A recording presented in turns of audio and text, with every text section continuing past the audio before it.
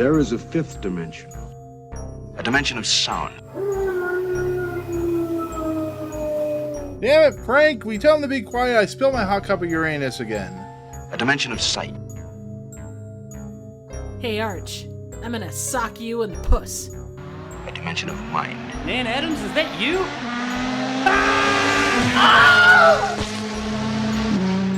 Next stop, the Twilight Zone.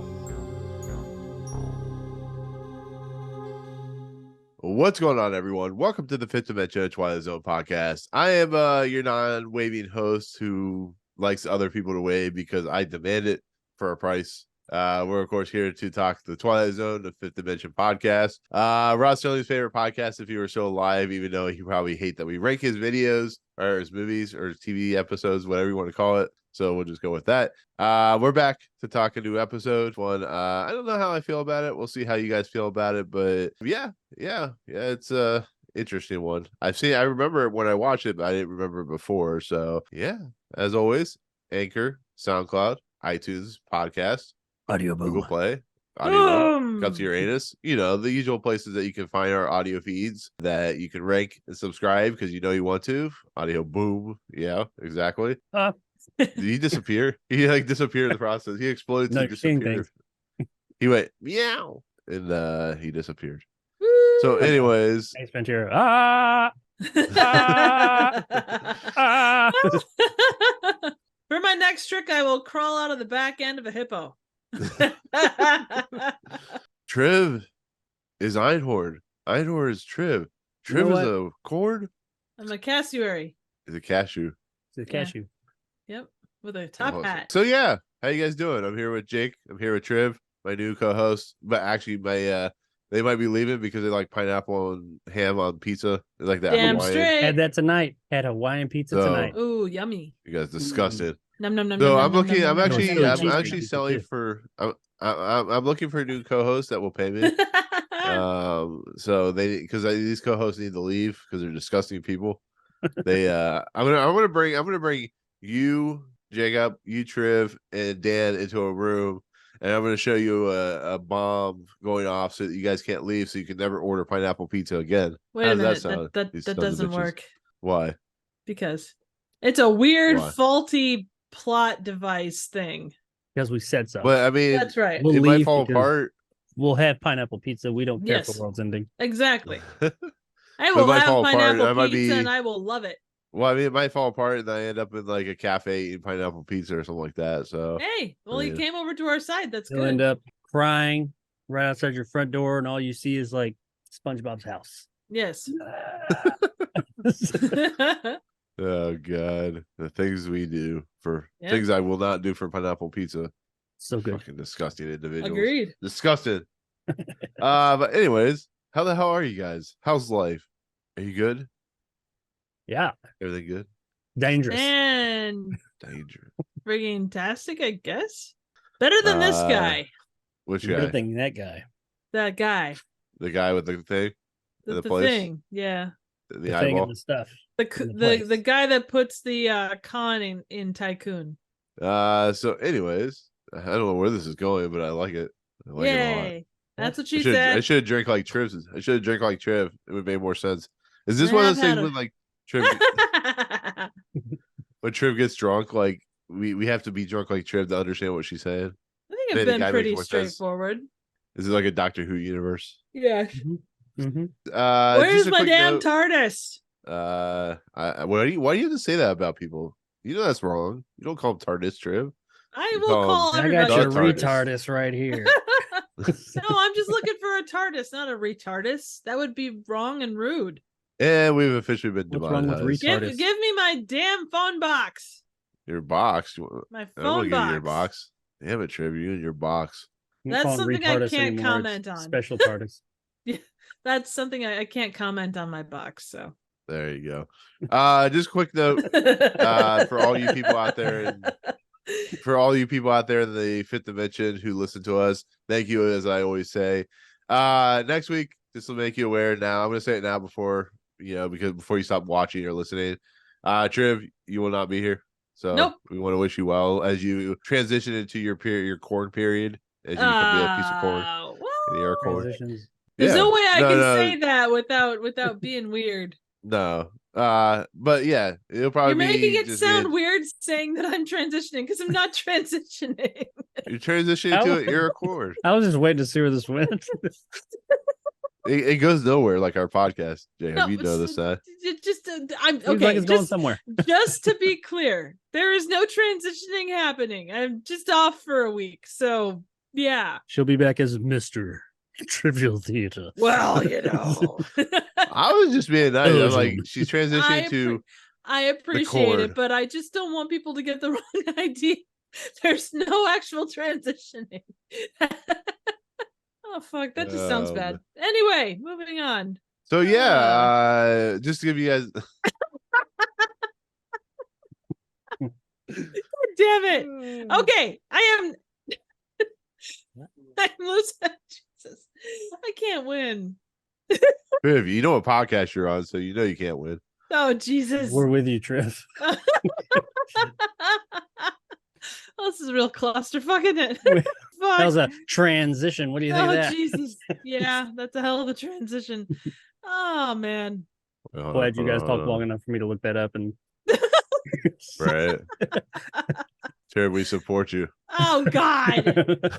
Look, I've spent enough time amongst the corn. I think it's time I become one of them. Child of the corn.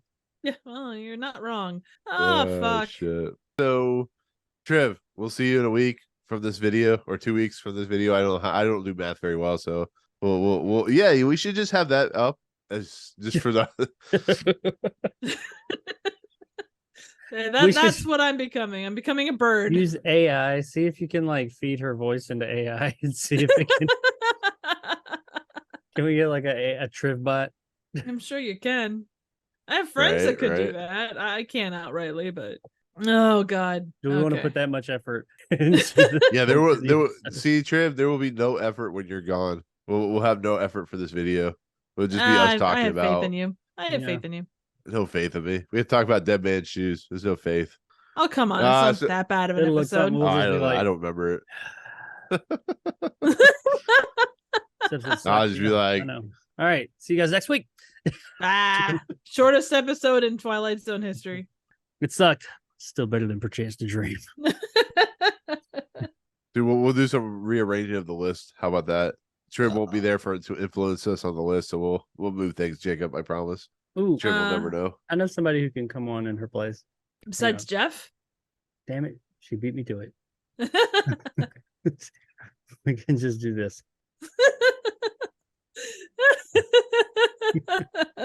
So, Jeff, what did you think about that ranking? Blink once for yes, And twice for no. So Jacob will be in the other window, and the Jeff will be in the other. Yeah, I have two versions of Zoom open. So let's talk about this episode, which is season 3, episode 17, called One More Pallbearer. This episode is once again directed by Lamont Johnson, his second episode in 2 weeks. Written by Rod Serling, production code 4823, air date January 12th, 1962. This episode stars Katherine Squire, Travis Bardette, Gage, Clarke, and Dr. No. Woo! Did you guys know that? I Dr. didn't No's know in that. this episode. I didn't. I guy didn't that know plays Dr. Paul? No was in this. The guy that plays Paul is Dr. No. Is Octopussy in it? It's too bad. No, legit. Should It's be. Dr. No. Dr. No is Joseph Wiseman. Einhorn is Finkel. Now I Finkel, know. Finkel is Einhorn. Einhorn, Finkel, Yeah. Einhorn. Man, I figured you guys as being big Bond fans, you would know this. I'm not a Bond Come on, fan. people. I've not seen like 3/4 of those damn movies. I'm a Bond fan, but I I- wouldn't say I'm like a Bond connoisseur. I'm a There's- casual Bond fan. Maybe a little bit It's more okay. casual, but not like, oh yeah, you remember this specific one? Hell, I can't remember the episode we talked about last week, much less the James Bond movie I watched 20 years ago. Well, in was it Remember the one where he 2021? gets smacked in the balls by a rope? Some call that Casino Royale. I call it Yeah. James Bond 007 smacked in the balls with a rope. No, but Nicholson. yeah, it's before he got punched in the face by Indiana Jones. Anyways, yeah, I did the whole entire run through of the James Bond series, and then they pushed back No Time to Die, and I never finished the series after Live and Let Die or something. Everybody, there was so many people on YouTube. I was so happy I didn't do that. I saw all these people in like 2017. They were like working up to No Time to Die or whatever it was called. And they were like doing one every week. And then it got delayed. I guess it wasn't 2017. What was it, 2019? No, it's 2020. Was it 2020 it was supposed 2020? to come out. It was like 2020 to 2021. I started doing every single Bond film, and then I got all the way up to the last of the Roger Moore films. Oh, it's gonna be pushed back. I'm like, son of a bitch. So I put off the rest of the videos, and then I was getting ready to do them again, and then it got pushed back again. And then at some point, I just said, I'm not finishing these anymore. And then so you I never saw the finished movie them. and said, this isn't worth it. Dude, don't get me started on No Time to Die. Please don't get me started on that shit. There was plenty of time It to made die. Nick want to die. Plenty of time to Yeah, die. Rami Malek Yeah. wanted me to throw myself off a cliff with that movie. Hell of a thing to have happen. It's a very divisive fucking film. movie I'll sucks. say that. Can't Very say I divisive. care one way or the other. All I know is the divisive stuff doesn't bother me. It's the rest of the stuff. So, It's It's the anyways. non-divisive Yeah. stuff that gets you. yes, especially that film. But anyways, let's talk about Dr. No's film, One More Pallbearer, or his episode. I remember this episode very well after watching it because I've seen this a bunch of times. But as Triv, I think Jacob has alluded to before, the title of an episode doesn't necessarily make you remember the episode. Oh, absolutely not. Jacob, I can probably guess where you're gonna say, but I'll ask you anyways. Do you remember this episode after watching it at least, or do you not Well- remember this episode? Actually, Nick, no, I don't.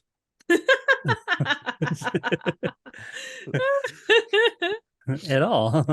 Starting to think I Gasp, didn't watch all the shock, Twilight Zone and episodes. awe. I think it was like maybe It's like, almost like you just wanted to come on our podcast, Yeah, Jacob. I've You seen have more. never seen the Twilight. I'm just kidding. I think maybe like there was like a vague recollection of something like this, of the whole bunker thing and all that, but like I didn't know where it was going. I was getting some mad matinee vibes. I thought maybe we were going that direction, but Yeah. no, it didn't really go there. But yeah, no, I don't. Do you think this is what happened to Percival Smithers? He This is what he became this became. guy. Yes, this is Yeah. Percival Hopefully. Smithers. Triv, We can same with you. Right? Do you remember this episode well after watching it, or have you seen? You remember this episode? After watching it, yes. I've seen it on the marathon a couple of times. It didn't really stand out. Like I knew where it was going when it started because I remember it, but it wasn't. I don't know, like not by name, I guess is what I'm trying to say. Well, let me ask you guys this question, and we're 80 some episodes in already of this podcast. Does it bother? This happens with a lot of TV shows. Does it bother you when they name something like this, and then it becomes like a story about a guy who's being confronted by people of his past, and like wouldn't it be better served to have a title that makes sense? Like some of these titles for these episodes are like, were they just bored and like he talks about Pallbearer, so let's just do One More Pallbearer as the title. I mean, like it just. I Well, feel like it. No, I don't know. I No. like. Go ahead. I kind of like it because I feel think like about afterwards this. Oh, you sorry, kind go of ahead. get to like put the pieces together and say, oh, that's what the name means. Like if they were too literal with the names or like straightforward, they'd be like Lifetime movies. Oh my god. Lifetime movies are like, woman has breast cancer and adopts a child, and that's like the name of the movie and exactly what happens. So I'm cool with them giving them interesting names that like don't always like. It makes it harder in situations like this where I'm trying to remember them from 20, 30 years ago. And I'm like, what? And but it's like afterwards you get to say, oh, okay, I know what that. I get it. I get the meaning now. They can get a little obscure sometimes, but Yeah. I'm cool with it. Well, look at like Friends or list off any. It's always movie the or one any- with. Yeah, exactly. It doesn't necessarily make Pivot. sense, right? But that's with so many shows. They just it's something catchy. It's something that plays off of a well-known slogan or saying. They rarely, was that a make thing sense with that way. Twilight Zone? Like, did people always was the naming conventions like I don't think so. I don't think there was 'Cause like you anything said, like, specific. with Friends? It's like Nick I said, it's just always the one meant with- that I just meant that like the names don't necessarily reflect something specific about the episode. Yeah. I know it's like the one with Well, that right out the random gate, they thing, don't. but On yeah, the to be surface. fair, Triv, going back to Friends, it was always like the one with the ring, the one with this, one with that. It like they were very talking about the episode. I think Seinfeld did that too, where they were like a Mexican American Day or the bet. So it was very specific to the, that's the fair. episode That's itself. just the only thing that came to mind for me. Like, No. I'm not But saying I you're wrong because there understand. are there are Yeah. series that do that. Like, and they're not very literal, like 24, where it's like 1 o'clock to 2 o'clock or something like that. It's just so I was just curious. So, like, did it bother you at all with this series? I've been watching because my wife loves it, and she requested I watch Sons of Anarchy with her recently. Oh, cool. Nice. I never watched it. I get it. I've seen bits and pieces of it when she watched it before. But anyway, we've been watching it, and I've been looking at the names of those. Talk about obscure. Yeah, that's got some obscure ass, like, even afterwards, I'm like, I don't know what the hell that title means. So Yeah, Lost did that too. maybe it's Like, in I'm the like, same what does line this as mean? Twilight Zone. Walking Dead kind of did that as well. I will say Twilight Zone, though, does, when the episode's over, after you've seen it, you get it. You're like, okay, I get that title now. And a lot of yeah, them are yeah. probably named off of things like if it's based off of a book or a short story or whatever. Yeah, like the There is Shakespeare, something. like Yeah, there's some recollection back to that as well, whether it be like an outright taking of that title or variation on it or whatever it might be. So Yeah. Plus you're talking the 60s, and I think things were just named to kind of give them a name. Not that there wasn't, cheekiness to them, but I don't think it's in the same way that you get a lot today. They named kids Percival. Yeah, right. So yeah. Or Colonel. Like like I love all the military people go by their like military rank in Twilight Zone episodes. There's always like Colonel or Sergeant. My grandfather was like that. Oh, I bet. Colonel in the Air Force, and he liked being called Colonel. I don't know if he liked. Everybody called him Colonel. I don't think he had been in the Air Force in like decades at that point, but still, they called him Colonel. Maybe he got him a lot of sex because women love military men. So Well, my uncle is a chiropractor, and they still call him. He's been retired for a couple of years. They still call him Doc. I went to school as long as you got to go to school to get a PhD. Everybody's calling me doctor. But a chiropractor is not technically like it's a doctor of chiropractics. Oh yeah, but it's not technically true. It's a different kind of thing. I've been doing Movie Emporium for almost 5 years, so I'm waiting for people to just start calling me Memp, but nobody will do it. Memp Emporium. Call you Emporium. I saw you fake lies on reviews. That's what I do. Shit. No, I'm kidding. Anyways, with that said, this episode, it's not very good. I'm gonna be fairly honest. It makes me just hate sometimes the Twilight Zone, just on the simple fact that I understand what they're doing in this episode, but this character Paul he's like the character in Escape Clause. The dude has no redeeming values, and I feel like the ending is a little it's weird. I don't know how you guys feel about that, but I don't really care for this episode at all. And it has nothing to do with where I've seen it in rankings and stuff like that. I just don't. It feels like it could have been really cool if it had been played differently or just not at all. And I don't know. What do you really guys cool think? if they just didn't do it at all.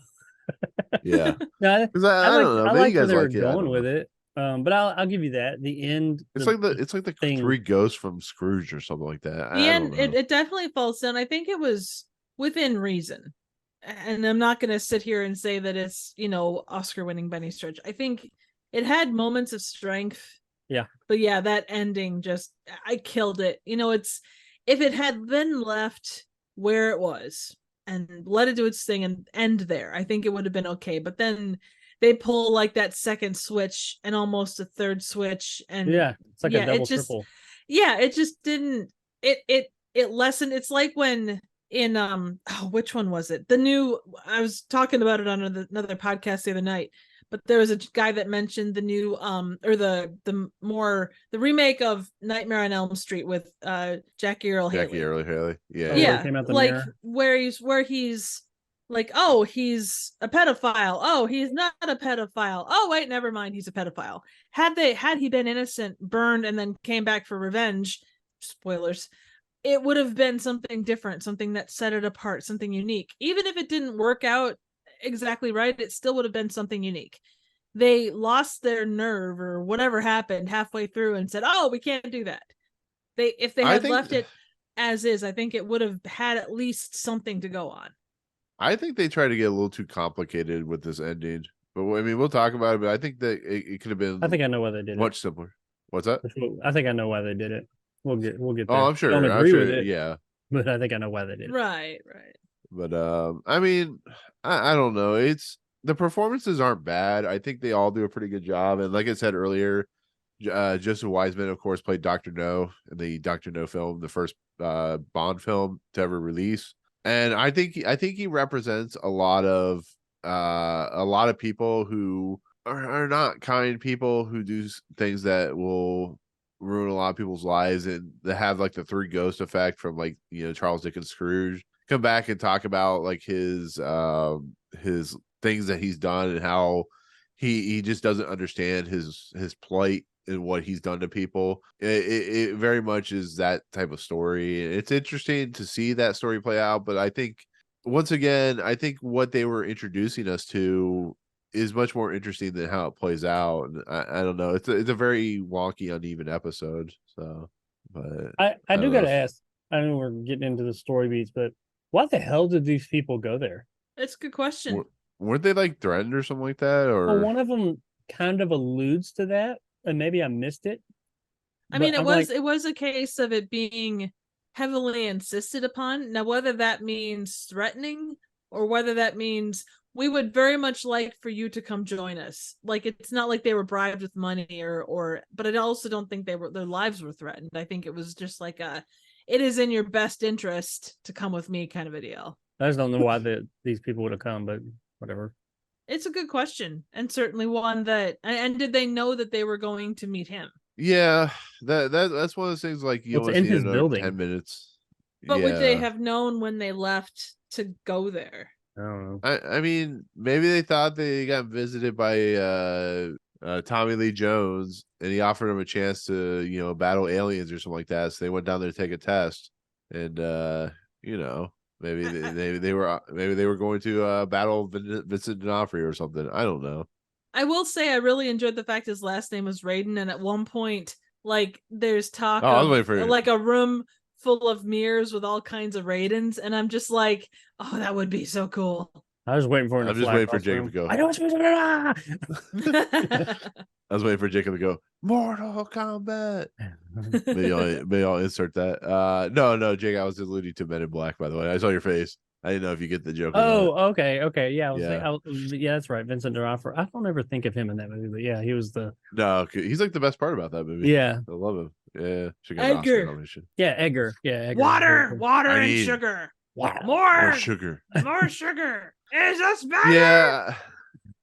We should just talk about Men in Black instead of this episode. I think that would be No, great. we have to talk about this episode. See, Jacob, since Triv's not gonna be on next week, we can talk about whatever. Oh hell, Can't stop you can us. talk about. You I'm not even gonna be at a place where I'm gonna give a shit. So you guys can do whatever the hell you want. Isn't that you every week, Triv? You get to come Yeah. on with us, two idiots. I like to think of Said it. myself as quite a dumbass myself, but that's me. I mean, once you give me your theater, Triv, it'll be all right. No, look, we had this discussion over my dead Anyway, body. I mean, Cordy body. There you go. Not that I should say that Um, before next week, but still, I got dark. It was a good it's been start. that kind of week. There's nothing in not- dark, Jacob. Anyways, let's talk about this episode, even though we don't have to. Jacob, Get on with this episode opens up with Paul It has Raiden. begun. it. He's played Mortal by- Kombat! He's played by Christopher Lambert or James Remar, if you want to go the shitty route. Harry Or Haganawada. whatever's. Yeah, right. It's an episode that takes place mostly in one location, so I figured Jacob would love this episode. But you know, Jacob, this is like the second episode in a row that takes place in one location. Yeah. That may not be your favorite. May not. I may love it. Who That's knows? right. Yeah. You never Who know. knows what Lies like in the the hearts of Twilight men. Zone lies in the heart of me. I know. You should have had the shadow come across your face as you said that. I don't know. I got all these fucking bright ass lights on me. I don't know if I can. But he has a guy down there who's setting up a video screen to simulate a bomb going off in the New York City, I think, or whichever city he's in. And he introduces us to three individuals who are people from his past, or I guess a priest, a teacher, and a military man. Walk into a bar. Exactly. Yeah. The fourth one ducks. It goes quack, quack, quack. At some point, they come in, they start talking. But before that, the opening narration happens. Jacob, have at it. What you have just looked at. By the way, I wanted to say before I get into that, I did, regardless of what we say about this episode, good or bad, I really like the transition to Rod coming on. How it like goes down and like the elevator opens and he's just there. I That thought is that was cool. pretty neat. That was kind of Yeah. neat. Anyway, what you have just looked at takes place 300 feet underground, beneath the basement of a New York City skyscraper. It's owned and lived in by one Paul Radin. Mr. Radin is rich, eccentric, and single-minded. How rich, we can already perceive. How eccentric and single-minded, we shall see in a moment. Because all of you have just entered the Twilight Zone. Of sheer boredom. Ooh. Shush. Yeah. Paul Radin, Mortal Kombat, lightning and train out teleport. He's brought these 3 people down there. And basically this episode is about how Paul Radin's a terrible individual. He's made millions of dollars. Technically off, I don't know if it's actually off the suffering of people, but you can imagine with his character traits and his character arc that he got his money by not being a very good person to people. Like I said, the 3 actors in this episode aren't bad. You get some good stuff about how he's trying to basically make them grovel at his feet, but they are more strong-willed than that. The teacher talks about how he was a sniveling kind of weasel. He pinned his cheating on someone else. The military guy, the colonel, talks about how Paul got basically court-martialed. And I can't remember what the priest says. Does anybody remember? I actually forgot. I forgot to write it down. Basically drove a young lady to commit suicide. Yeah, that's right. Oh, really? Actually, I completely misread that then. Well, and here's the thing. Like they talk about the first 2, and then they kind of go away from that, and then they come back and he kind of says, "Oh, I'm going to start with you, Pastor," and then it goes into the fact that he led on a young lady which led her to take her life. So this episode is not only not great, but it's super fucking dark. This is like, this guy should be on trial for murder and shit. What the that was the 60s, why would these people... the 50s, because that's how things rolled then. Yeah, but why would they... Let's go back to Jacob's thought. Why the hell are these people down there? If this guy is so bad, why are they even he must have dirt on them or something like that, or he's I don't know. It could just be curiosity. It could, but it also makes... I don't understand why this kid was, what year? It was grade school or something, right? It was high school. She did. Did she say high school? But still, yeah. If I told any of my high school teachers to come to my building, they'd probably be like, no. I don't see why. Maybe he paid him. I don't know. Well, but that makes this episode even more weird. It's just it doesn't make any sense. Why are these people there? Did he blackmail them? It's one of those things. I feel the thing is, though, if he blackmailed them, why would they have? I mean, if it's a random threat, come with me or find out the consequences, kind of a deal, that's one thing. But I don't think. But if they wouldn't have felt the ability to leave, if he had dirt on them, I feel like this episode makes no sense then. What? I don't get it. I don't understand. It is basically just once again the Scrooge scenario, where the Christmas Carol scenario, where this guy is terrible individual, though even Ebenezer Scrooge is forgiven and he becomes a better person. There's no outcome of this episode that feels at all justifiable. It's so weird. Didn't the colonel or whatever, didn't he at least allude to something they didn't have a choice or something like that? I mean, he kind of said they were either heavily persuaded or yeah, he dangerous by disobeying orders. Yeah, he called them and said, "Do you know who I am?" It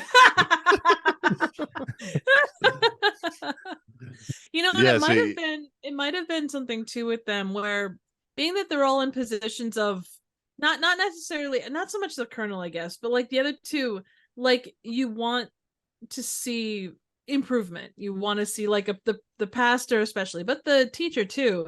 You want to see improvement in people. It's, oh well, he was a real piece of shit back in the day, but maybe he's improved. Maybe there was something in that respect, there was some kind of a, I don't know, oh well, let's see if he's changed, or maybe I can, but he's such change his heart. Public figure, I would imagine, because he's a billionaire or whatever, and he has his own building and all that. They probably are aware. And I'm not saying that. I'm just saying that might be the case. Maybe public face versus private face. Maybe there's something there. I don't know. There's that hope against hope. Look at how many terrible relationships continue on. And I know that's relationships versus the teacher you haven't seen in 20 years. But I don't know. I'm trying to think outside the box with this. I feel like this episode is beating you over the face about be a better person, be a better human being. But it I'm doesn't like, really hit that though. It doesn't well, even hit that's that. my point. Like that's what I feel like it's trying to do, but it also is trying to say, oh, well, you can't be flawed in any form or fashion. But they take it to such an extreme where they're like, don't have a woman commit suicide. Don't, dishonor your military, or, don't, be an asshole in school. It's like, I well, don't think the yeah, I mean, morals go that far though. I mean, I would say if nothing else, but that's it goes but that's to what it's show. I trying to mean, do. well, I don't know if it does though. I mean, it does kind of take you on the Scrooge scenario. I'm not gonna lie, that is kind of the way it goes. But it's also showing that even given, it's like a woman that that has that kind of shitty guy that goes up to him and goes, "Hey, what if I was the last guy on earth? You'd have to date me." And she's like, "No." It's expressing that free will that you can fight. You don't have to say yes to bullshit. I think he ultimately is wanting acceptance from these people that were influences in his life at some point. Obviously, they influenced him because he went through all this big charade to get them there. I think that these people influenced him and stuck with him, so he is wanting some type of acceptance. And the only way he knows how, because is how he's made himself, we assume, he forces things. If he wants something, he gets it. He wants their acceptance. And, usually when somebody wants acceptance and affirmation from people, they want it willingly. He's okay with forcing them to want to stay there.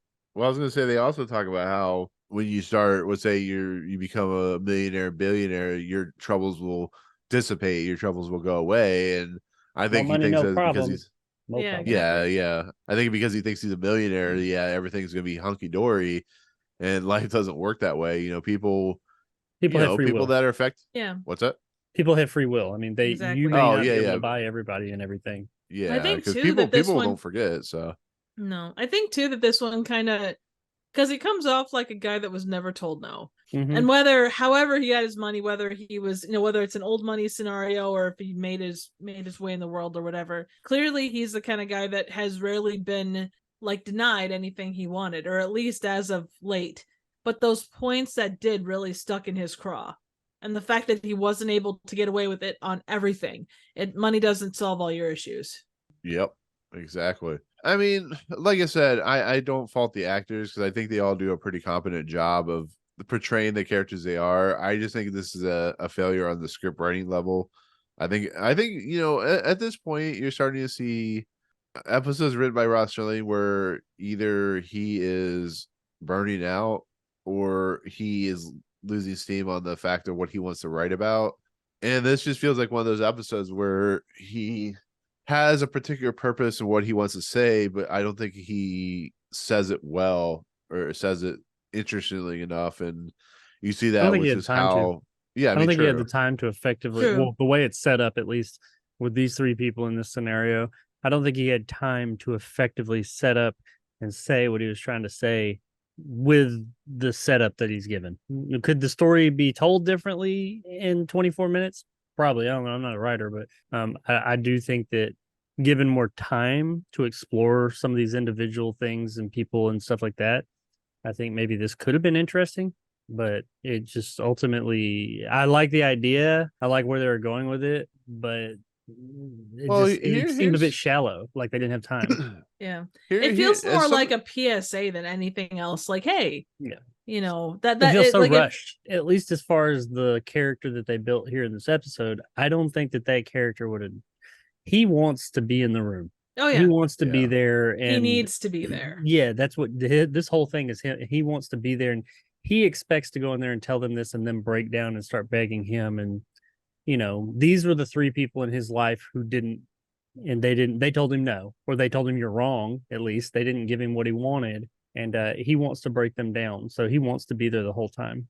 I feel like this is like they're having a therapy session, and I don't want to watch an episode about therapy or an episode. There's another episode about therapy I'd like to point out real quick. But at least that has a decent fun ending. Or not really fun ending, but at least a decent ending compared to this one. Jacob. Yeah. I don't know. I mean, like this episode is just, it doesn't really offer much in the way of the Twilight Zone outside of, as we've always said, the ending.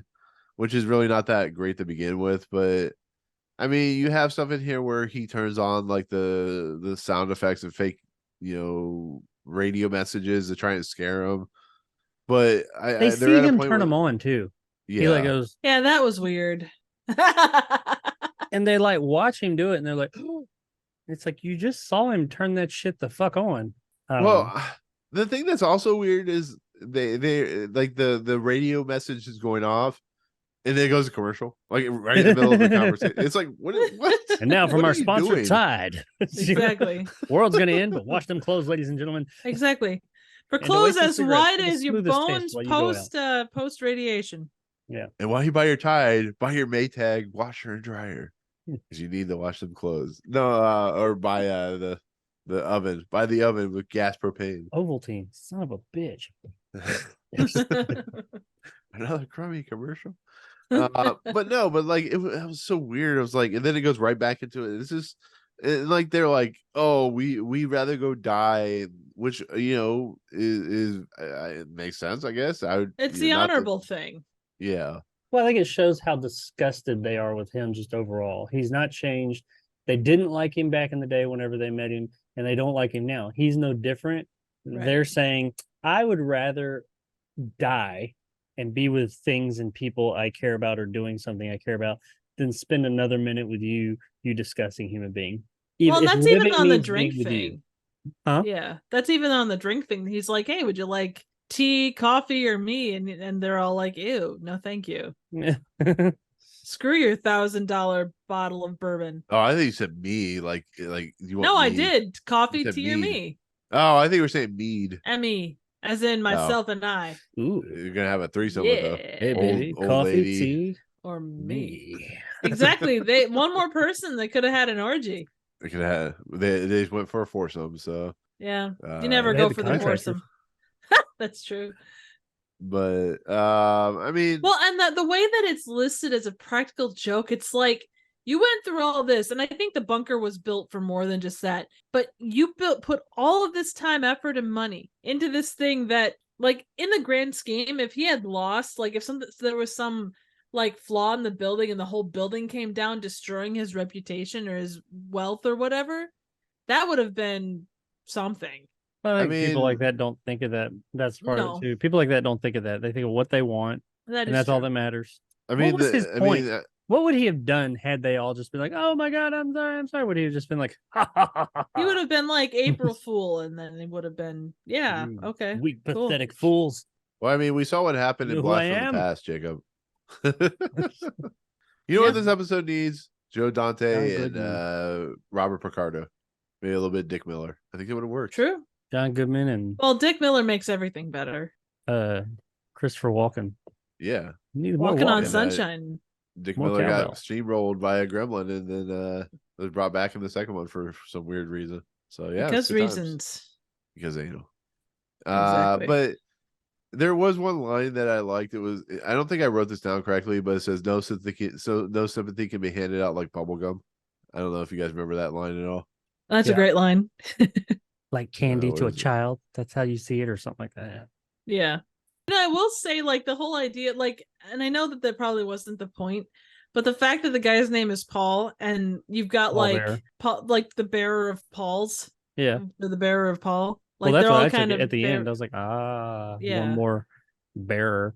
of Paul. But I mean, in essence, basically what happens is they tell him you were never a good person. You did things that were despicable. Let us out so we can open up the cardboard door that looks like it looks like one of those doors from like Star Trek. Like that's how Star Trek borrowed it from Twilight Zone. You might have. Leonard Nimoy, because Leonard Nimoy was in Equality of Mercy. That's how they got the doors, because he watched this episode, or he was on the set for this episode. He's like, you know what we need for this new space trail show? Doors that are opened by humans. But Did they have won't to see open the doors like an airplane too? Yeah, there you They go. walk over. Shh, shh, shh. Oh god. One of the only Um. good jokes from Airplane 2, but moving on. Right. but I mean, like, the set of this episode is pretty cool. I mean, it looks like a typical 60s bomb shelter, because of course everyone had a bomb shelter in the 60s because they were afraid that Cuba was going to bomb us, and they're afraid of the Cold War and all that nonsense, and John Goodman and his Mantis, and people were afraid back then in the 1960s. People are afraid now. I don't know, man. It seems like a much more interesting afraid back in the 1960s than they are now. Now it's just boring afraid. This is like, oh god, every fucking day there's something to be worried about. Back then it's like now. Back then you get blown the fuck up. Exactly. Yeah, it'd be and they expected that sitting viperize. Underneath your desk was going to be save you and stuff. Oh man, I go back and watch. I know this sounds really weird and kind of disturbing, but I sometimes go back and watch those videos. Oh, so disturbing. And they make me laugh my ass off because it's just like, bend over, put your head between your legs, and kiss your ass goodbye. Basically, yeah, dude. I'm sure you guys went through this in high school or in like school as well. But do you remember having to go out in the hallway and put your hand over the head for tornado drills? It was like, did they really think that was going to protect you? Well, in theory, you're in a brick-lined building. If you're not going to die, or if you're not going to be taken down by the tornado, you're going to be taken down by the building. No, I know, but it's always funny how like in school they think that they think the way that it's going to protect them is under a table or putting your hands over your head. Well, where else are you going to stick that many kids? And you can't toss them all in a closet. I mean, you could. They make big ass closets. You don't know this, Trev. Why windows? That's why I'm. Yeah, exactly. Put them underneath bathtubs or something like that. I don't know. Anyway, yeah, it's like that's what this episode does to you people. It makes you like question like why they put people under tables and why they make you put your hands over your heads. Is there anything else you guys want to talk about with this episode before the ending? Like, is there anything you want to bring up with like the discussions that they have, or the fact that they leave him alone?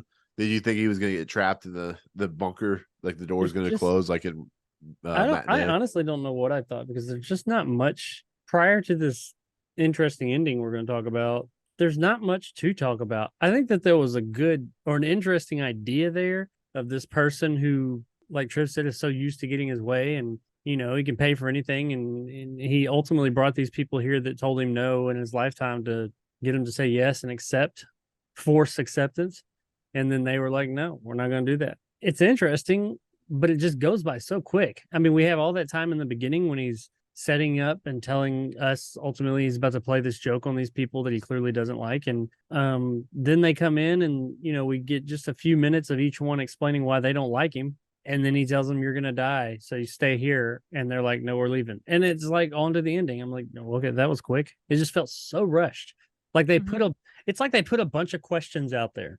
They didn't necessarily ask all the questions, but they put a lot of interesting instances and questions and opportunity out there, but they never once really took any of the opportunities that they created. True. Lots of opportunity created, and they went nowhere with it.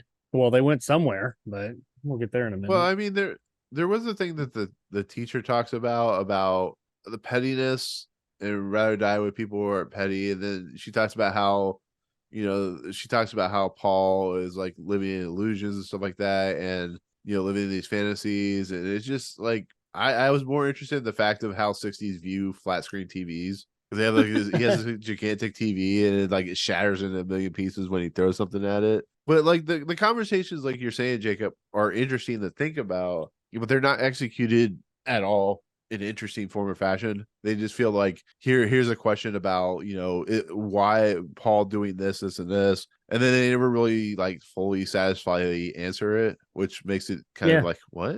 Every time they open their mouth, they throw something out that's like, okay, here we go, we're getting into never mind, we're on something else. Yeah. It's like you opened yourself up for all these really truly interesting questions. It's like it was too much. It's like they wrote in all the stuff they wanted to talk about and touch on, but they never touched on any of it. It's like they were like writing and saying, oh yeah, oh shit, I got 8 minutes to tie this thing up, okay, on to the ending. And it's like it's like left you a little unsatisfied, because it was almost like, what was the point of all this? Right. And I do like when he tells the priest that you would sell your wife's soul if you had to, and the priest's like, what the fuck are you talking about? Like, you have no idea what you're talking about. You live in a fantasy. Yeah, that's the other thing, is he's projecting his, and you find that with people. People will usually think other people will do these things because that's what they would do. They're like, oh, like you see it a lot with people that cheat, and they're always thinking their spouse or significant other is cheating. It's like, well, that's probably because whether you have or not, that's what you do. That doesn't mean everybody. People are like, everybody cheats. No, you cheat. It's just not everybody does. And he's projecting his feelings because that's how he sees the world, because he always gets told yes. Or he either gets told yes or he forces yes. He gets his way on everything. But with this, he can't force these people to do this. This is the one thing he can't make happen. It's almost like people in power and money, when they're told no, they're not happy about it, or they're confused by it. It's Well, he's like spoiled. I mean, you pretty much can say this guy's been spoiled his whole life, or something along those lines has led him to be this way. Yeah, because we get the idea that like whoever this girl was, that whatever he did that led to her suicide, there was no repercussions there.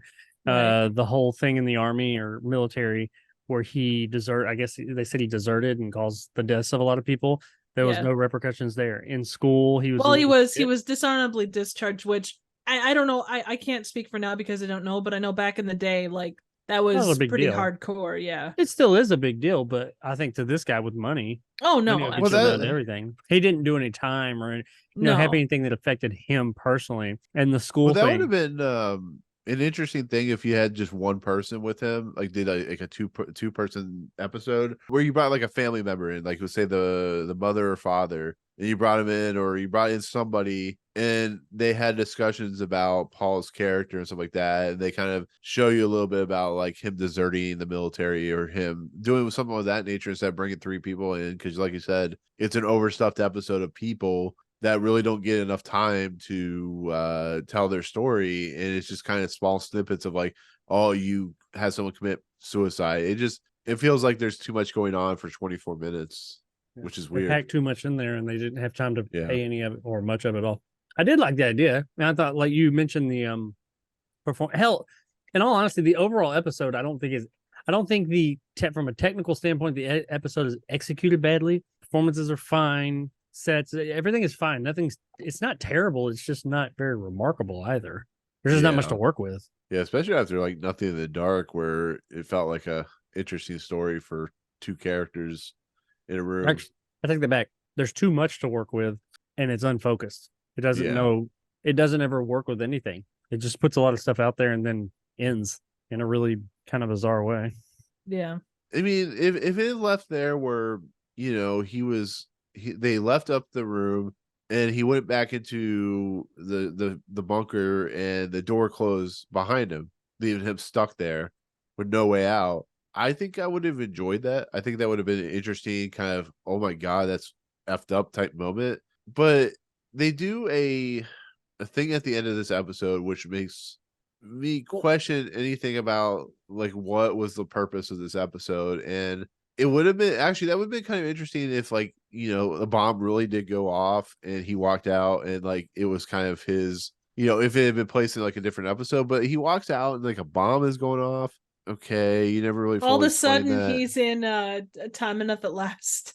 Yeah, it's like over there's Henry Bemis, and he's like crying. He's like, "Do you have a pair of glasses?" And he shoots himself. I mean, just it's weird, but then it like reverts to him. He finds like some object, and then it reverts to him in like New York City. He's like crying on the edge of like where I guess it's where he lives, or his building, or his company. And like a police officer comes up and calls him Mac, and he's Mac, gone insane. Like, at what point was he ever like mentally ill? It doesn't make any sense. And like, he's crying. Like, what the hell? Can somebody explain to me what that? He's like living in his own fantasy. Like, nothing makes sense about this ending at all. Well, I like what you said a second ago. I think it would have been a much better ending if they had tweaked a few things. Like, instead of us knowing that it was a joke the whole time. Or maybe, I mean, even if we know this is a joke, whatever, if they come down there and he does the whole same routine, but it was more focused on, hey, you guys, like it was, you guys stay here. And then they say, no, we're not. It's not worth, we have free will to say no to you. We don't want our life and our loved ones, and the little bit of time we have with them is more important than spending time with you. And then they left and he was just down there, and, the bomb went off. So he was just alone, and like the bomb actually did go off. I think that would have been a more interesting. I think that should have been the twist, that they were going to say no. And instead we got this thing where, like you said, he goes outside and the bomb went off for real, and like the world is destroyed, but it's actually in his head, and he's like it just stays there. Like he's just stuck in this weird nightmare hallucination thing. And I don't know. That didn't land with me. Because it wasn't just for a second. It wasn't like he came to and he was like, oh, it was a fever dream. No, he like apparently is just going to be there forever. Yeah. Why? It's it's almost like go ahead. I was just gonna say, I think he was his ego, like that Rod Serling talks about that single-mindedness, and I think that he was so shattered by the fact that he couldn't turn these three people, and given the choice between life and death, and they chose to die rather than be with him. That probably, I think what they were going for was it destroyed him, like inside, outside, whole 9 yards. I get that, but the way that they presented it. Oh, I agree. It wasn't. There was a lot of ways you could have taken this, and the ending was. I would have rathered him stay down there, like as you see him like break the glass or the TV, and you see him knock the radio down that he had turned on, and he still hears the sirens, signifying because what we think in that moment is that's the first twist is that the bomb actually is going off. I would have liked it better if he just stayed down there. And he's like, oh, the bomb's going off. And you see him like, oh my God, I can't, it actually happened. And he was just down there like pretty much the same thing, kind of going crazy, like, holy shit, it happened, and locks himself down there. Maybe show him like lock something and be like, oh, I'm going to live down here for now on or whatever, better than that. But then it goes up and you see that maybe you see it for just a second, like this wasteland, but then they do some type of transition that shows, no, it didn't really go off. He's just living in his head, because being down there in a bomb shelter with all that stuff, if you're crazy enough, I guess you could see that. But the fact that he's just up there on the street and he just sees it, this total fabrication of life, just really didn't land for me. And that creepy like fountain thing, what the hell was with the creepy was that fountain? Looked like a bomb already went off on that or something. Yeah. I mean, maybe he was just upset because the pen was blue or something like that, or Einhorn was a man. I mean, I don't know. It's just weird because like maybe the simple fact that like he expected a different outcome that he didn't get affected him mentally, but it never really moves to that conclusion. It just feels like he gets upset and all of a sudden he's just like imagining himself in a bomb going off. It just there could have been much more justification to him getting his comeuppance than what we got in this episode, and it just doesn't make any sense. Like it's just not well executed. Yeah, people. I mean, I've been as you guys have been talking, I was looking up some reviews, and people think that the ending's kind of good, but I'm like, is it though? Is it like it just there are endings in the series which are like transcendent, and then there's episodes like this that don't justify its ending at all. It bothers me. So like, you should have stayed in the bunker. Yeah, and kind of maybe like somebody goes down there and sees him dead or something like that because he just couldn't handle it or something like would have made more sense than what we got here. Kind of like the lady from last week where she thinks everything outside is just crazy and insane, but she's inside of her place and she's envisioning the world in her own way, but not actually seeing it that way. You know what I mean? Could have been something like that. That I could have gotten behind, but yeah, that's not what we got. No, guy crying in front of a Beetlejuice statue. Beetlejuice. It was a cigarette. Yeah, it was a smoking guy from Beetlejuice, the one with the. Oh yeah, nice. Want a light? But yeah, I mean that's the end of the episode. Like, is there anything else you guys want to talk about with this episode? I think this is a really disappointing episode. Like, I know Jacob, we eventually came to a conclusion that we enjoyed last week's episode, but you gotta admit, like last week's episode compared to this one, like is a huge step down. I mean, like way step down from last week's. I know you enjoyed last week's episode. Yeah, exactly. I mean, this was cohesive. It's just not the ending really did it in. I'd already thought on the way to the ending that this was a bit rushed and they didn't capitalize on nearly as much. It just needed to focus on something, whatever. In 24 minutes, you don't have time to have a whole bunch of questions. They didn't focus enough on one single thing. So it was just kind of, I don't know, it felt a little almost aimless. Like, what was the point of all this? They didn't spend enough time with one single thing. So yeah, I'm with you. Last week, while I didn't love that episode, I didn't hate last week's either. I definitely think it was better than this one. Well, I can tell you how this episode should have ended. It should have ended with the guy named Paul transitioning to a different name and plotting take over the world, and he finds out about this guy named James Bond, and it would be much more interesting. Then eventually He's transitioning. he's transitioning, and then eventually he gets thrown into a smokestack by by James Bond. That In a type of wheelchair. thing. In a wheelchair with a cat. Yep. Should have ended like Hugs, absolutely, it needed hugs. yeah. Anyway, But no, I I did mean, not. The end of this, the end of this really did kind of kill it for me. I Me think that they same. try, and what I was alluding to in the beginning, I understand why they did the end, because they had like a triple end. I guess you could say the fact that the people left twistish, because they chose death, but on their terms instead of life on this guy's. So that's something, I suppose. Not the big twist, but then the bomb actually went off. That's the big twist. But I think the Twilight Zone at that point, I wouldn't be surprised if they were like, well, we got to do something else. Why? Because people are expecting the twist. So when we have that twist of the bomb actually went off, I think people will be expecting it because we're the Twilight Zone. This is our third season. They expect that kind of thing. So let's throw them for a loop and, it's all in his head. When I think that people would have been okay with that twist had it had more meaning, because there doesn't seem to be a lot of meaning behind any of maybe the twist of the people leaving, but we don't get a lot of meaning out of the ultimate twists of this episode. They're just kind of there to be there. Yeah. They're there to confuse you and make you go, and it does not do that.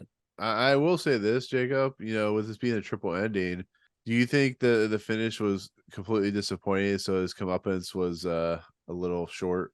The finish wasn't great. Well, the thing is that none of them. So we got him going crazy, and that's kind of where it's at. Finish. Yeah, like it didn't matter whether he was like actually in a nuclear wasteland or not. He's still sitting there in the same space. It's not like he got up and went, "Hey, you know what? I guess I'm all that's left." It was. She was like, I guess he was expecting like them to get their comeuppance, because they just, I don't know. The episode just didn't finish out properly. It was. It's not even that. It didn't play out. Little limp, I guess you could say. Properly. Yeah. Period. And it's frustrating because what I think was the idea behind it was a good idea. I was cool with it. Yeah. I was okay with the setup, but they just didn't go many places with it. I wish they had focused more on him wanting these people's acceptance, however he got it. He didn't care. And them saying no. And that was a part of the episode, but it was like there was all this other stuff. You thought they were going to go there. They just needed to focus on that. In 24 minutes, you need to focus on something, make it happen. If you look at the best episodes there are, it's because they focus on one single thing. Yeah. Look at Monsters Are Due on Maple Street. That one, there's a lot of shit that can happen in a situation like that. And they could go all these different ways with it, but no, they focused on that mob mentality aspect of it all, and that's where or his mass hysteria, they focused on that, and that's what made it a great episode. They didn't focus on all the other stuff that could happen in a situation like that. They had 24 minutes, they focused on that, they made it right, and it was a great episode. This one, there's little, like, they didn't really know, they wanted to focus on too much. I think he had a lot to say, and he didn't have enough time to say it. Yeah Should have waited till next season. Yeah, no doubt. Season 4. Oh God! See, we're getting so much closer to that season. This could have been, and some people are like, well, if you make it longer, maybe it loses something, it gets boring. I do think that the questions that are posed here could have been interesting over time. You could have had these little discussions with these people and them explaining who this man is and what he means to them, and maybe had like a little game of cat and mouse between them as to who he is right now, and played a little bit longer with the fact of them having to come to grapple with the whole idea of death.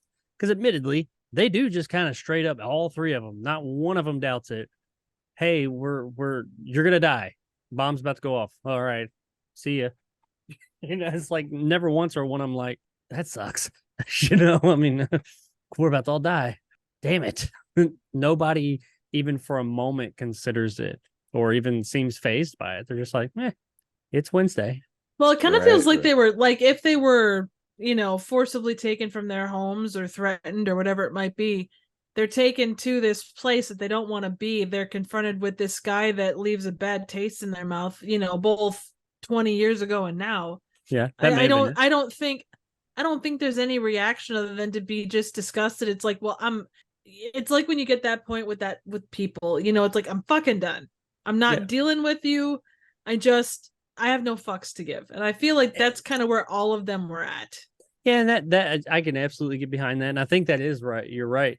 But I don't think, and I think the episode told us that, and I can gather that from the episode just in watching it without trying to dig too deep into it. I don't get that feeling. Oh no. I mean, it's not well done. They needed to lean into that a bit more. Yeah. But once again, that goes to focus. They didn't really focus on anything. They just put the people in the situation. They were like, nope. And then it was over. And it's like, you had a good setup here. You had something interesting. Yeah, it's the unfortunate nature of things that go wrong in episodes. I don't know. That's all that needs to be said. There's not much more to say on it. I mean, I know it sounds like I'm like trying to move on. It's just not a very good episode. We could talk about it for hours. There are bits that are good, but the overall it's terrible. No, it's just it's like, I don't think it's yeah. You do this when you watch it. Yeah. It's just kind of mid. Yeah. As the young kids say now. Exactly. Is that what it is unbased. Yeah. I get confused when people talk now because I'm like, wait, what? You say sus? Like, what? What? I'm getting old. I'm very getting sus. old. You're very sus. I'm like, yep. Right. I'm like what's her face? Jamie Lee Curtis and Freaky Friday. I'm old. So yes, you are. Moving on. Yeah. Anyways, Jacob, close us out with narration. Okay. Mr. Paul Radin, a dealer in fantasy who sits in the rubble of his own making and imagine he's the last man on earth, doomed to a perdition of unutterable loneliness because a practical joke has turned into a nightmare. Mr. Paul Radin, Pallbearer, at a funeral that he manufactured himself in the Twilight Zone. That really is the thing. He sabotages himself above everything else. Look at it. Good ideas. There were some interesting ideas, and the setup, there was good here. It just, they didn't. Yeah. They did. Well, for me, at least, they didn't do much with it. Or not. They weren't effective at doing it. Because I even think that the whole idea at the end of ultimately it's, hey, how are you going to pick, death over time with me? That's how fucking piece of a shit you are. We don't want to be around you. We're out. So like that's the idea. And I like that idea. I just don't think that they said it. I got it. I understood it. It just didn't really land very well. They didn't go into it enough. But exactly. Whatever. Can't win them all. Yeah. Jacob, I'm a little disappointed in you. When you said Mr. Paul Radin, Pallbearer at a funeral, that he manufactured himself in Mortal Kombat. Should have said it, Jacob. Disappointed in Jacob. I don't have the audio set up for that. No, you gotta do it live. Fuck it, do it live. Yes. Mortal Kombat. Thank you. I'll edit that in. Techno Syndrome sound over it. So anyways, I mean, like I said, it's a pretty disappointing episode for the most part. So it could be a lot worse. It could be 2-foot windows and for Chance to Dream. I don't know. 2-foot windows. It could be trash cans, you don't know. Ooh. You don't know. She could be listening. So with that said, that is season 3, episode 17. One more Pallbearer. Let's do it. Let's go into the last segment as we always do, which is the Twilight Zone ranking list, the greatest ranking list ever, because I said so, and you will have words with me, and I will send you down to a shelter and make you watch videos of I don't know, things with people and dogs. Send you into a shelter and deformed woman that I've kept down there her whole life. Giant bottle, try and feed you like you're her baby. You're a weird guy, Ace. or turkey or turkey baster, I'm gonna say that Triv has not seen Barbarian. I haven't, but I've seen the baby. Same basic concept. Baby. Anyway. BB. Seen you, baby. Louis man. So where is this going? Number 1. 27. I think this is below Where's Everybody? The what? Where's Everybody? What number is that? 73. Damn. 72. Yes. Damn. What about you, Triv? I don't think it's that bad. I mean, yeah, I didn't think it was that. I don't know. I'd have to look it around it, but I didn't think it was gonna be that low. That's where that's the starting point. Talk me off this cliff. And no, I don't have a motorcycle trip. I'm sorry. Okay. I mean, generally, and this is me being a sadist or masochist or whatever, but Do it. I do appreciate the fact that like an asshole gets his comeuppance. I appreciated that. Even if it's not the most ideal story. I would put it at 68. Ooh, Why don't you just go for the 69? What's wrong with you? Well, 69 is Mighty Casey. I can't touch that. What she said. Long live Walter. So you think it's I think it's better than Walter Jameson. what? I Oh, okay. I yeah, think that it's would worse move than Walter Jameson. I think down. Walter Jameson has much more interesting structure than this episode. Walter Jameson is a bastard. So is Paul. Man, she Rated. hates that episode. Yeah. I didn't like the end of that episode. I think this episode is worse than Dust. I think this episode is worse than the episode before Jacob came on called Judgment Night. Wow. I got issues with Judgment Night. That thing's a sloppy ass mess in the end. Like you got to the end, I was like, wait, what? What happened? How did we get here? Maybe I missed something. I don't know. Is it because there's no tea in the episode? It's all coffee. Yeah, Uh-huh. that's a problem. That's exactly what it is. Yeah. I don't think it's as bad as Judgment Night. I understood this one. I wasn't ever like, what is happening? I was just like, why is this happening? But I got it. I just thought it was a weak ending. In that area there, I would say I think 60mm Shrine is better than this episode. I'd say 70. I could see Wait, that. no, wait. Hang on. I'm looking at the wrong number. Thing about machines. Ooh, yeah, I didn't care for that one. Dust. Which one was Dust? The the one father, The guy gets hung grandfather. in the end and the rope breaks. Yeah. Yeah. Yeah, I like this one more than this one held my attention more than that one. That one was kind of tough. Yeah, I'd say for me, I'd say 70, but that's where we're all around the same. I think that's fair because Mighty Casey was more entertaining than this one. I like the Mighty Casey. It's not like classic Twilight Zone, but I mean, It's enjoyed fun. my time with it. Yeah. I like the little oil thing that was on the bed behind him. I thought that was cute. That was cute. It was goofy. But Nick, you're saying lower, huh? Yeah. Number 76. 76? No. So you think it's worse than a thing about machines with the car that drives the guy into the pool or whatever? I mean, it did do the whole razor? Christine thing. Yeah. Wasn't that the one with the razor that was like? It was. Yeah. That was so bad. Yeah, I guess this would be better than Thing About Machines. Judgment Night, Dust is a really boring episode. At least Mighty Casey's funny. Yeah, At least he Dust tries to was. be That's funny. why. That was my point. Dust is just kind of boring. Why do we have Long Live Walter Jameson so high? The episode sucks. I don't know. You just said you liked it. I was kidding. Mm-hmm. I didn't mind it. It was the end that I didn't like. I thought the end was. It was a When he piece of turns shit into in my dust. book, but that's me. Wait, this is Do the lateness. Which one's the lateness of the hour? I need to rewatch Judgment Night, by the way? Because I just remember that ending being No, terrible. you really don't. I remember Yeah. the end being like terribly, like just not making any sense. Almost on the level of The Trouble with Templeton. Like what just happened?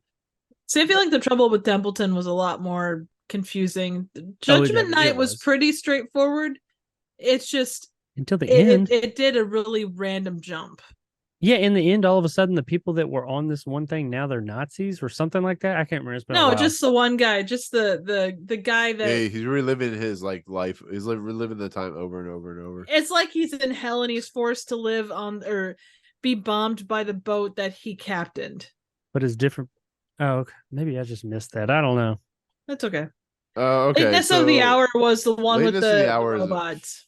fucking awful episode. I put this above Lateness of the Hour, at least. Lateness of the Hour was the first It was video. a tape one, yeah. You know, with the woman who like the daughter freaking out and she ends up being a robot. You know, it's like Yeah. God, it's so bad. You put But this like I above like that? I like Mr. Denton on Doomsday. Actually, it's not a bad episode. It's just like a mediocre. Then go episode. between 66 and 67 then if that's the case. I shot Well, an arrow into the air. Which That one way is that way it's below Denton but above lateness. Is that shot an arrow into the air the one where they're slowly disappearing, or is that the one where they're in the desert? I think so. Wow, we've got that all the way down here. I didn't think that was a terrible. Is that episode. or it's Sky Opened? I don't remember which. Shot an arrow into the air. I think that's the one where they end up in Reno in the end. Oh yeah, I think you're right. Is it? I didn't hate that one. I mean, Yeah. It just, I don't know. This is like when he kills his partner. Maybe it was just like an episode that we just. Well, and At the two, you time, we have didn't to like. remember that, like, even then there was a fair amount of episodes and stuff just kind of gets put random places sometimes. I mean, this is season 1, That was an early episode one. 15. So Yeah. That was. it's like I remember that was right one of after the- you came on. Yeah. Damn, we said that I shot an arrow into the air was worse than Big Tall Wish. I didn't like Big Tall Wish. I appreciate what Big Tall Wish was trying to do in the real world, but just the episode itself on its own, I didn't like that Yeah. one. Oh, King here's the question: Nine? Is this episode worse than the passerby? Man, that was a boring fucking episode. It was boring and stupid. I liked 22 better than this, and Midnight Sun. When you choose the one with the airplane.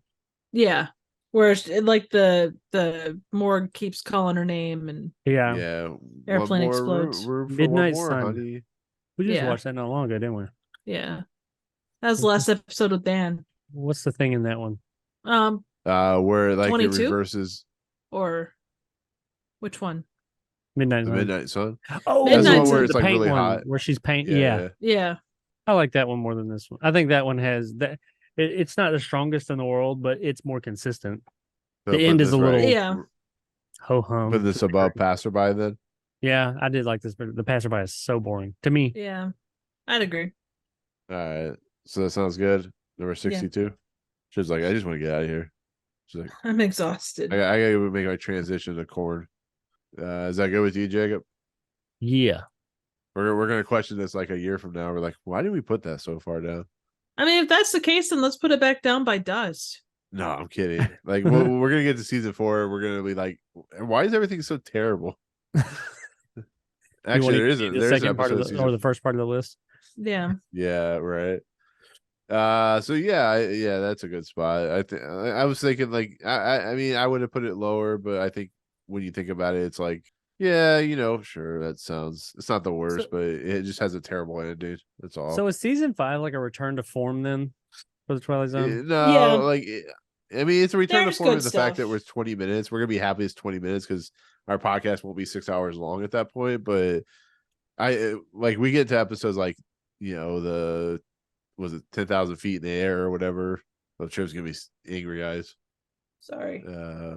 No, you're. I'm looking forward to season 3 or 4 It should be interesting.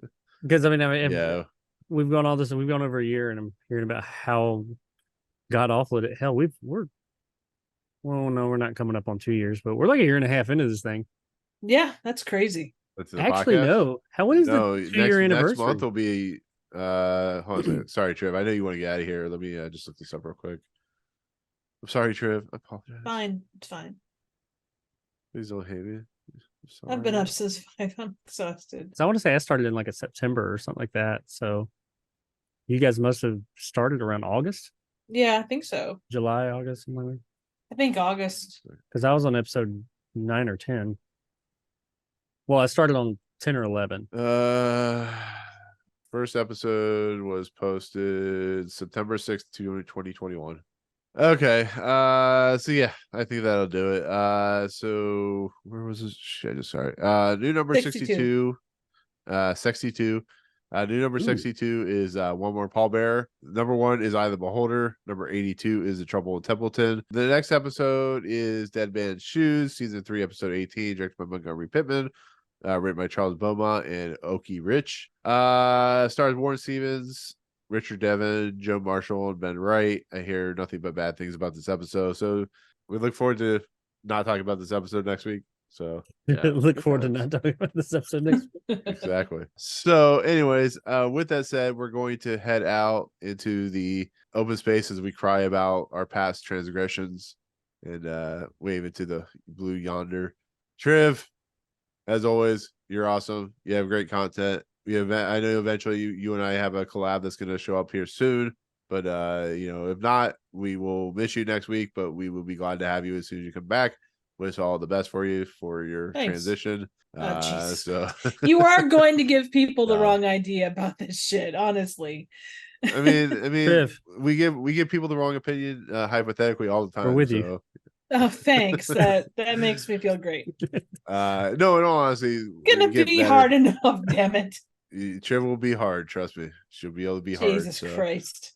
No, anyways, all honesty, Trev, we'll look forward to having you come back in a couple of weeks, hopefully. So with that said, you have content. It's in a theater right now. Where's that located? You can find me here on YouTube. Nothing really of note other than collab with Nick coming up here hopefully this next week. We'll get it posted. Yeah, that's kind of it. Excellent. Jacob, you're not transitioning, but you are close to releasing some new videos here soon. Where's that content located? Probably YouTube, Retro JKXY, and it is coming. This is becoming kind of a thing that I say on these episodes every week. Coming this week. It will be coming this week. I promise. It starts episode 1 Friday. You're watching this on Monday when it releases. This Friday on my channel. Go watch episode 1 of my new series. Yay. Yeah, and Jacob committed to it. He will be coming soon. I think I committed to it last week too. For real this time. Yeah, had some stuff going this week. So, anyways, with that said, I'm at Movie Emporium where I hold all my content, including Mission Impossible reviews with Trev over here, Indiana Jones reviews with Jacob below me, and that's what she said. Yeah, right. Audio feeds, Anchor, SoundCloud, Audio Boom, all that good stuff. Rate, subscribe, please do, because we definitely want your opinions, hypothetically. So yeah, there you go. That's another episode concluded of the Twilight Zone. And for myself, Trev, and Jacob, we'll see you guys next time in the Twilight Zone. Peace out. Okay. We support you. Thank you. But we transition to your corniness. So Coranus. I'll soon be a colonel. A colonel in your anus. Where the fuck is this going?